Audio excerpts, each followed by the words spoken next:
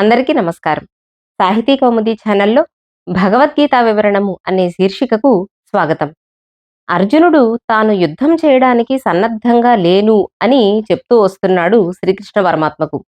ఎందుకు సన్నద్ధంగా లేడు అనే విషయాలను కూడా ఒక్కొక్కటి తనకున్న సంశయాలను బయటపెడుతూ ఉన్నాడు. అక్కడికి శ్రీకృష్ణ పరమాత్మ నీకీ హృదయ దౌర్బల్యం ఎక్కడి నుంచి వచ్చింది అని ప్రశ్నించినప్పుడు కూడా ధైర్యం తెచ్చుకోలేకపోయాడు అర్జునుడు.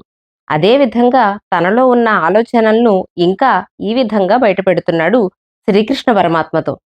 ఏమంటున్నాడంటే నచైతద్విద్మః కతరన్నో గరీయో యద్వా జయేమా యది వా నో జయేయుః యానేవ హత్వా న జిజీవిషామః తేవ స్థితాః ప్రముఖే ధార్తరాష్ట్రాః.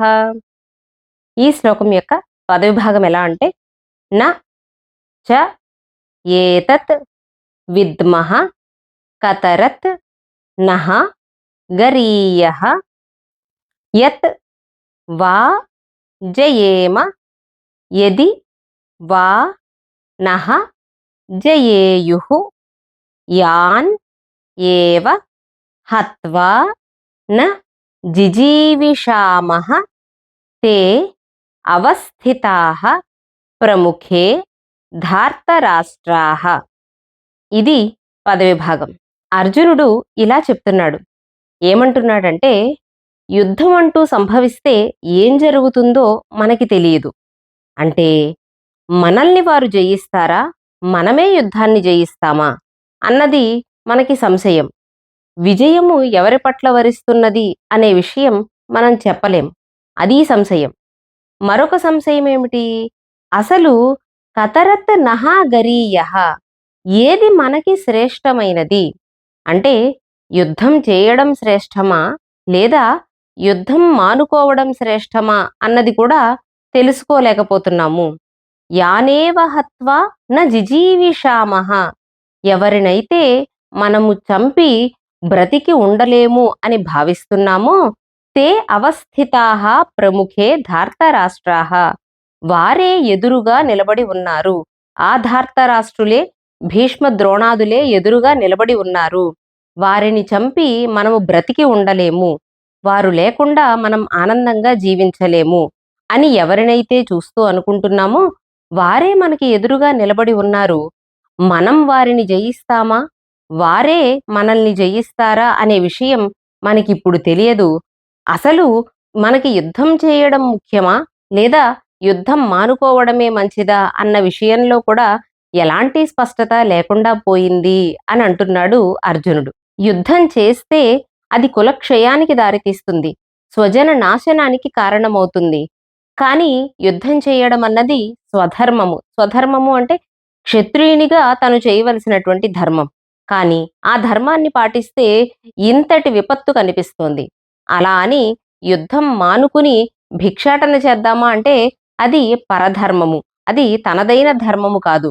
కాబట్టి స్వధర్మమేమో ఇంత భయంగా కనిపిస్తోంది, పరధర్మాన్ని ఆశ్రయించడానికి ధైర్యం సరిపోవటం లేదు. ఇలా ఉన్నాడు అర్జునుడు. ఆ తరువాత అర్జునుడు ఒక అద్భుతమైన మాటనంటున్నాడు. ఏమంటున్నాడంటే కార్పణ్యదోషోపహత స్వభావః పృచ్ఛామి త్వాం ధర్మ సమ్మూఢచేతాః యచ్ఛ్రేయస్యాన్నిశ్చితం బ్రూహి తన్మే శిష్యస్తేహం శాధిమాం త్వాం ప్రపన్నం. ఇది శ్లోకం. ఈ శ్లోకం యొక్క పదవిభాగం ఎలా అంటే కార్పణ్యదోషోపహత స్వభావః పృచ్ఛామి త్వాం ధర్మ సమ్మూఢచేతాః యత్ శ్రేయః స్యాత్ నిశ్చితం బ్రూహి తత్ మే శిష్యః తే అహం శాధి మాం త్వాం ప్రపన్నం. ఇది పదవిభాగం. ఏమంటున్నాడు అర్జునుడు ఆ అద్భుతమైన మాట అనంటే కార్పణ్యదోషోపహత స్వభావః పృచ్ఛామి త్వాం ధర్మ సమ్మూఢచేతాః. అర్జునునకు తన పరిస్థితి ఏమిటో తనకు అవగతమవుతోంది. అంటే ఏది ధర్మమో తేల్చుకోలేకపోతున్నాడు. అందువలన కార్పణ్య దోషోపహత స్వభావ, కార్పణ్య దోషము చేత మునిగిపోయిన వాడై ఉన్నాను నేను. కార్పణ్యము అంటే ఇక్కడ అజ్ఞానము అనే అర్థాన్ని మనం స్వీకరించాలి. అజ్ఞానములో నేను మునిగిపోయున్నాను. అజ్ఞానము అనే దోషము నన్ను ఆవరించి ఉంది. కాబట్టి నేనేమైపోయాను అంటే ధర్మ సమ్మూఢ చేతాహ, ధర్మము విషయంలో మోహము కలిగిన వాడినే అయిపోయాను. అంటే ఏది ధర్మమో తెలుసుకోలేకపోతున్నాను. అందువలన త్వాం పృచ్ఛామి, నిన్ను అడుగుతున్నాను. ఏమడుగుతున్నాను? నేను ఏమి చెయ్యాలి? నా కర్తవ్యమేమిటి? అనే విషయంలో నువ్వు కాస్త నాకు మార్గము చూపించు అని అడుగుతున్నాడు అర్జునుడు. పృచ్ఛామి త్వాం, నిన్ను అడుగుతున్నాను. ఏమడుగుతున్నాను? యత్ శ్రేయః స్యాత్ నిశ్చితం, నిశ్చయముగా ఏది శ్రేయస్సును కలిగిస్తుందో, ఏది శ్రేయమును అందిస్తుందో తత్ బ్రూహిమే, దానిని నాకు చెప్పు అని అడుగుతున్నాడు. అంటే ఇది పాపమా, ఇది పుణ్యమా, దీని వలన ఏం జరుగుతుంది, పరిణామాలేమిటి, ఇవేమీ నేను ఆలోచించను. కేవలం ఏది మంచో నువ్వు నాకు చెప్పు, నేను దాన్ని పాటిస్తాను. పాటించను అని అనుకుంటున్నావేమో, లేదు నేను ఖచ్చితంగా పాటిస్తాను అని తరువాత మాటలో ఏమంటున్నాడంటే, శిష్యస్తేహం, అహం నేను ఇప్పుడు నీకు, తే శిష్యః నీకు శిష్యుడిలాగా మారిపోతున్నాను. అంటే గురువు స్థానంలో మీరు ఉండి నన్ను నడిపించండి అని శ్రీకృష్ణ పరమాత్మను అర్జునుడు వేడుకుంటున్నాడన్నమాట. శిష్యస్తేహం, నేను నీకు శిష్యుణ్ణి. చాధిమాం త్వాం ప్రపన్నం, నిన్ను శరణు కోరుకున్న ఈ శిష్యుడికి ఏది మంచి మార్గమో శాధి అంటే శాసించు, అంటే శాసించమని చెప్తున్నాడు. కేవలం ఆజ్ఞ ఇస్తే ఆ ప్రకారంగా నేను నడుచుకుంటాను అని చెప్తున్నాడు అర్జునుడు. ఇప్పటి వరకు అర్జునుడు ఏం చేశాడు అంటే తనలో ఉన్నటువంటి సంశయాలను, భయాలను వీటన్నిటినీ కూడా ఏకరువు పెట్టాడు. చెప్పడమే చెప్పడమే చెప్పడమే గాని నోరు తెరిచి అడగలేదు. ఇప్పుడు మొదటిసారిగా శ్రీకృష్ణ పరమాత్మను అడుగుతున్నాడు. నేను ఏమి చెయ్యాలో తేల్చుకోలేని స్థితిలో ఉన్నాను. దయచేసి నన్ను నీ శిష్యునిగా భావించి ఏది మంచిదో దానిని నాకు ఆజ్ఞాపించు, నన్ను శాసించు అని అడుగుతున్నాడు అర్జునుడు. ఇది అర్జునునిలో వచ్చినటువంటి మార్పు. మనం దీన్ని గమనించాలి. మనం జీవితంలో కూడా మదనపడుతూ ఏమి చెయ్యాలో తెలియని స్థితిలో ఉన్నప్పుడు ఒక గురువును ఆశ్రయించాలి.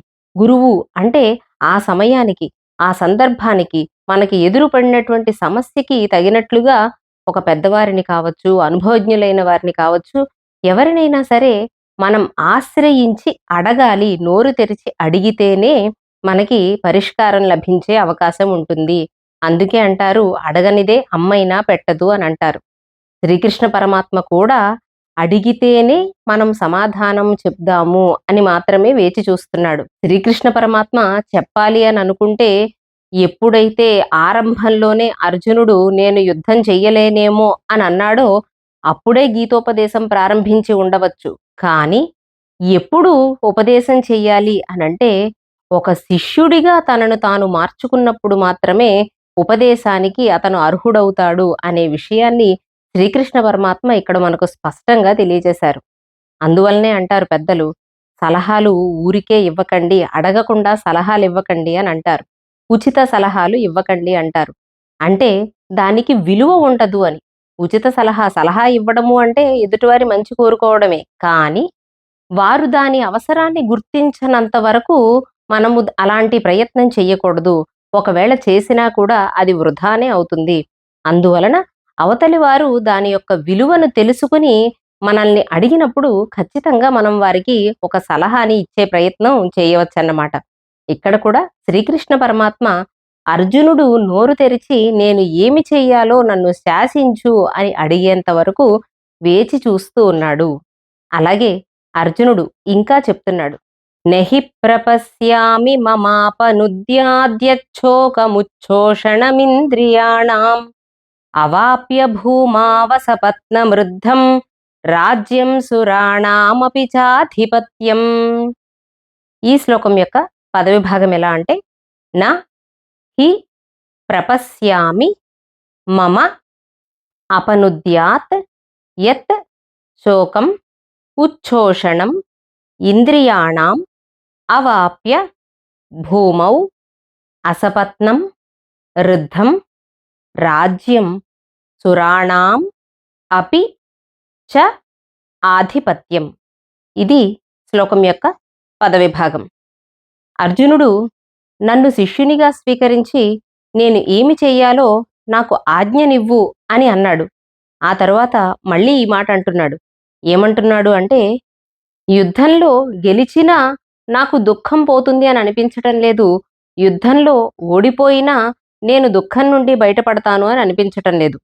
యుద్ధంలో గెలిస్తే ఏం జరుగుతుంది? అసపత్నం రుద్ధం రాజ్యం అంటే శత్రువులు లేనటువంటి ఒక గొప్ప భూమి, రాజ్యం లభిస్తుంది. దానివలన కూడా నాకు దుఃఖం పోతుంది అని అనిపించటం లేదు. అవాప్య అంటే పొంది అని అర్థం. ఇటువంటి గొప్ప రాజ్యాన్ని పొంది కూడా నేను దుఃఖం నుండి బయటపడతాను అని అనిపించటం లేదు. పోనీ యుద్ధంలో ఓడిపోతే ఏం జరుగుతుంది?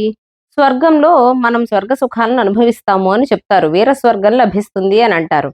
పోనీ స్వర్గంలో నాకు దుఃఖం నుండి విముక్తి కలుగుతుందా అని అనిపిస్తే కేవలం స్వర్గమే కాదు, సురాణామపి చాధిపత్యం అంటే స్వర్గాధిపత్యము కూడా నాకు ఈ దుఃఖాన్ని నుండి విముక్తిని కలిగిస్తుంది అని నేను అనుకోవటం లేదు. కాబట్టి ఈ ఇంద్రియాలు పొందుతూ ఉన్న దుఃఖం నుండి, మనస్సు పొందుతూ ఉన్న దుఃఖం నుండి పరిష్కారాన్ని నేను చూడలేకపోతున్నాను. నెహి ప్రపశ్యామి, నేను కనుగొనలేకపోతూ ఉన్నాను అని తనకి మార్గనిర్దేశనం చెయ్యమని అడుగుతున్నాడు అర్జునుడు. అసపత్నమైన భూమి అంటే శత్రువులు లేనటువంటి భూమిని పొంది కూడా నాకు ఈ దుఃఖము నుండి విముక్తి లేదు అని చెప్తున్నాడు.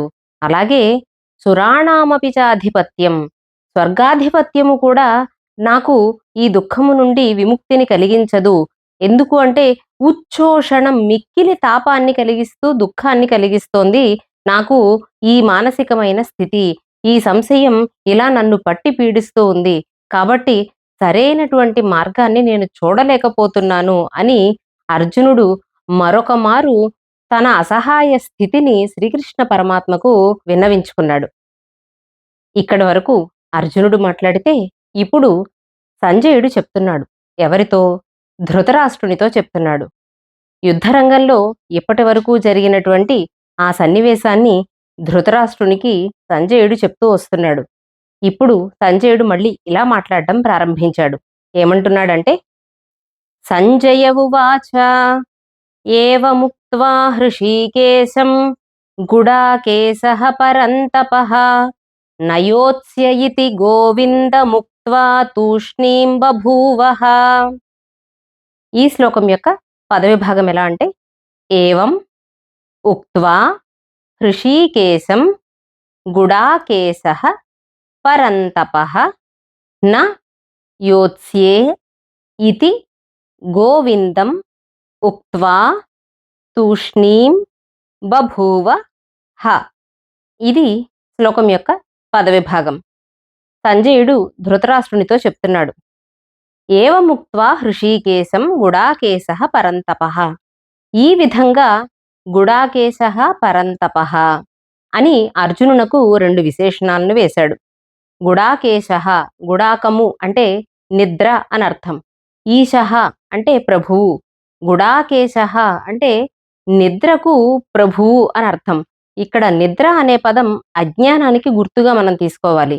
అంటే అజ్ఞానము నుండి బయటపడాలి అనే ఆలోచనే అర్జునుణ్ణి గుడాకేశునిగా మన ముందు సాక్షాత్కరింపజేస్తుంది.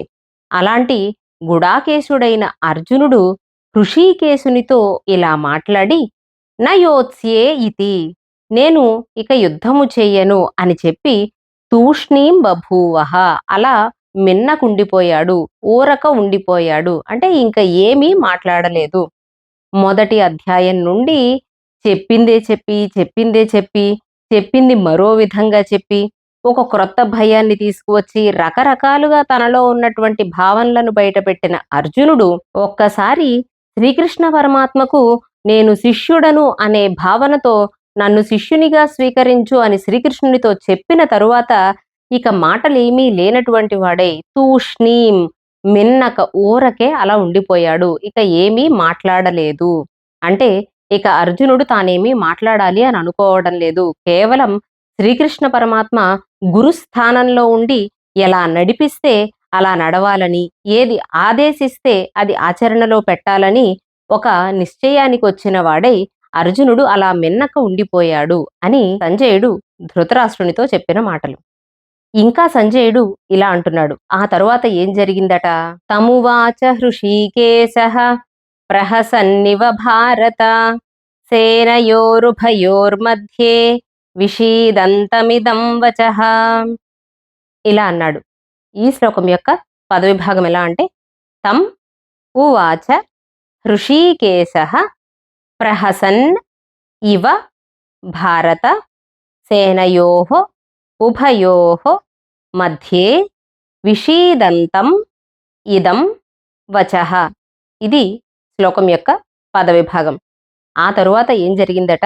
అర్జునుడు అలా మిన్నక ఉండిపోయిన తరువాత ఏం జరిగింది అనే విషయాన్ని సంజయుడు ధృతరాష్ట్రునితో చెప్తున్నాడు. భారత అని ధృతరాష్ట్రునికి చేసినటువంటి సంబోధన.